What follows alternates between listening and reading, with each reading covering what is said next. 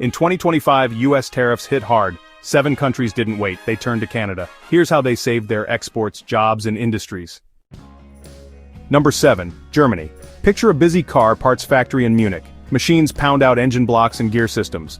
These parts used to head straight for Detroit. But in January 2025, the US slapped a 25% tariff on German vehicles and auto parts. American orders dried up fast. One major company, Summer Tech GmbH, saw its contracts vanish. Over 2,500 workers were at risk of losing their jobs. Germany acted quickly. Instead of waiting for a rescue, they turned to Canada. On February 14th, Germany signed a special agreement with Canada, allowing up to $10 billion in German car parts to enter tariff-free.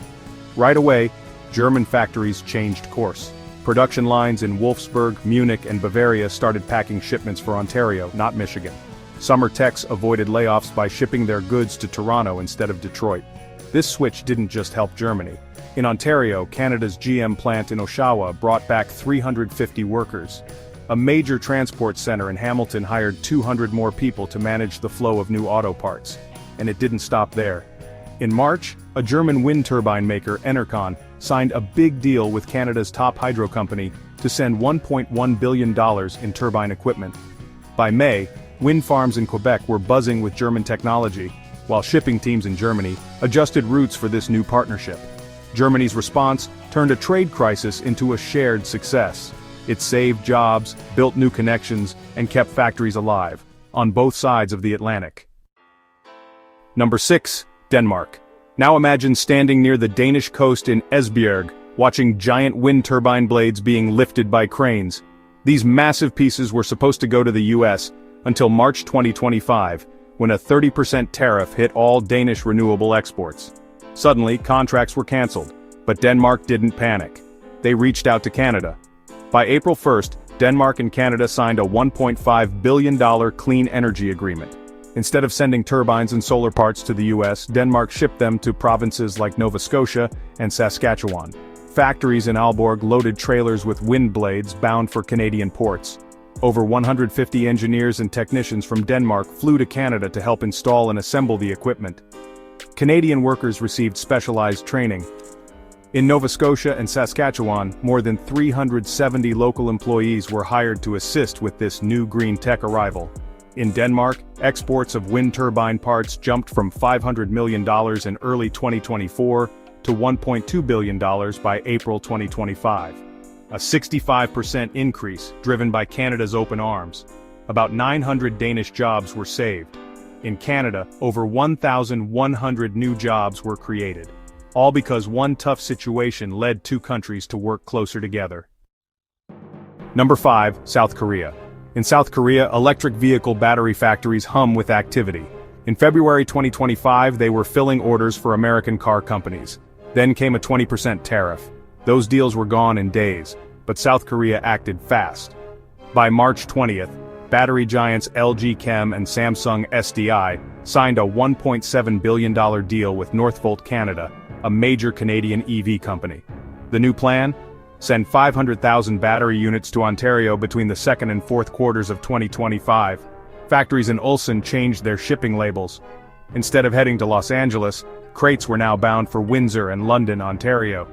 Production kept running close to full speed, saving nearly 3,000 jobs in South Korea. In Windsor, 2 new EV facilities hired 700 technicians total, training them to install and manage the new battery systems. By mid-May, Canada's battery sector had grown 40% in production capacity. Engineers who once expected to relocate to California were now packing their bags for Toronto instead. South Korea's smart move kept their EV industry alive, while Canada gained a stronger foothold in the clean energy race. Number 4. France. So imagine a facility in Lyon where green hydrogen machines are built. These devices help make clean fuel for buses and other zero-emission transport. In February 2025, a 30% tariff from the US threatened to block French hydrogen equipment from entering the American market. That could have been a disaster for the French energy industry, but instead of backing down, France moved forward with Canada. On April 3rd, both countries agreed to a $1.2 billion partnership. French companies would provide hydrogen and clean power equipment for Canada's growing energy grid. One top manufacturer redirected $800 million worth of green hydrogen machines to Quebec and Ontario. Another company committed $400 million in parts for wind farms in Nova Scotia. Engineers and project leaders from France flew to Montreal and Toronto to help install the machines and oversee testing. At the same time, Canada trained 180 workers through a special program in Montreal to manage the equipment. Thanks to this shift, 1,000 French energy jobs were saved. Canada added 850 new jobs in its green sector, but there was a downside too. One French supplier still had to let go of 150 workers due to lost American contracts. Even so, the partnership shows that bold thinking and new markets can make up for unexpected losses. Number 3, Australia. Now let's head to Australia's rugged Pilbara region, where red dust flies as iron ore is hauled to ships. This ore used to go mostly to the United States, until a 30% tariff came into effect in March 2025. Instead of shutting down operations, Australian exporters looked east. They struck a $3.5 billion trade pact with Canada called the Northern Stars Initiative. By late April, trains were rerouting iron ore to ports in British Columbia and Quebec. Vancouver and Thunder Bay hired 400 extra dock workers to manage the flood of materials. In Australia, mine operators shifted schedules. Over 1,200 employees were retasked to handle the new Canadian contracts, helping preserve more than 2,100 mining jobs. Back in Ontario, steel mills upgraded their facilities to handle Australia's higher-grade ore. This led to an 18% increase in steel production. And Australia's lithium producers also got involved. A new partnership formed with a Canadian electric bus company to deliver lithium carbonate, essential for EV batteries, directly to Ontario. Not every worker in Australia was spared. About 1,200 people, mostly in smaller firms, lost contracts tied to the United States. Still, they remain on standby, as the Canadian lifeline keeps core parts of Australia's industry running. Number 2, Mexico. Picture a factory in Ciudad Juarez, Mexico, assembling complex car components. For years these parts were shipped to the United States, until January 2025, when a 35% tariff disrupted everything. Mexico quickly joined forces with Canada.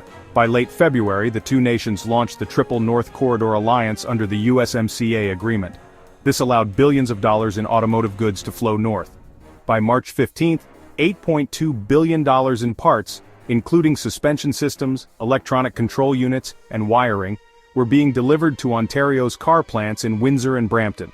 That was 120% more than the year before. Distributors in Ontario had to hire 250 more staff just to handle the volume. Mexican packaging centers kept their workers on the job by shipping north instead of west. By May, the two countries had committed over $20 billion in joint investments. What was meant to damage Mexico's economy ended up building stronger bonds between neighbors. Number 1, Brazil. Finally, we head to Brazil's wide-open cattle farms in Mato Grosso. On March 1, 2025, a 25% United States tariff blocked Brazil's access to American markets for beef, soybeans, and ethanol. The impact could have been severe, but Brazil didn't wait. By the end of March, they secured a $2 billion trade agreement with Canada. Canada agreed to buy $1.2 billion in Brazilian beef and $600 million in soybeans. Ethanol producers in Brazil signed $200 million worth of contracts to supply Canadian refineries in Quebec. Brazilian farms adjusted quickly. Around 150 large ranches started sending cattle to meat plants near Toronto, saving about 5,000 jobs. Smaller farms near Londrina used new credit lines to grow more soybeans, increasing revenue and adding more income for farmers. In Alberta and Manitoba, meat plants brought on 400 new workers. Canadian grain processors in Winnipeg and Saskatoon hired 250 more to handle the Brazilian imports. By May 10th, both countries celebrated the success. Brazil had protected its farming sector. Canada gained stable food supplies and deepened ties with a major agricultural power. These stories show a big truth about the global economy. When one door closes, another can open, if countries are willing to adapt. Germany sent car parts to Canada instead of Detroit. Denmark's wind turbines found new homes in Nova Scotia. South Korean EV batteries kept rolling in Ontario. France's hydrogen machines lit up Quebec. Australian ore powered Ontario's steel. Mexico found a friend in Windsor. Brazil's beef sizzled on Canadian grills. In every case, smart decisions, quick action, and strong partnerships help nations turn a challenge into opportunity. If you found this breakdown helpful, hit the like button, subscribe to the channel, and tap the bell icon so you never miss an update. Let us know in the comments, which country's story surprised you the most? Thanks for watching, and see you in the next video.